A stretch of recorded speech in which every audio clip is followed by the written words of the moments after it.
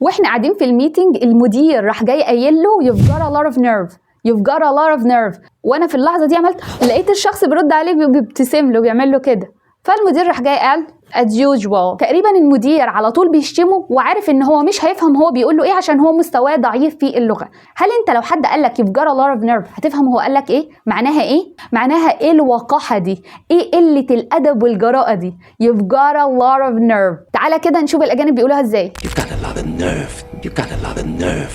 You've got a lot of nerve to. You've got a lot of nerve to. Takes a lot of nerve. Takes a lot of nerve. شفتها؟ طب قول لي تعرف تقولها زيهم؟ اقراها لي كده، عايزه اسمعك. قلت you've got a lot of nerve، ما بتتقالش كده، اللي هيقولها لك بسرعه جدا. you've got a lot of nerve you've got a lot of nerve you've got you have هنقولها you've got a gotta you've got a lot of ايوه التي هتتنطق كانها ره بالعربي. a lot of ما بنقولش اوف دي مش اوف. you've got a lot of nerve. ولو انت مستواك ضعيف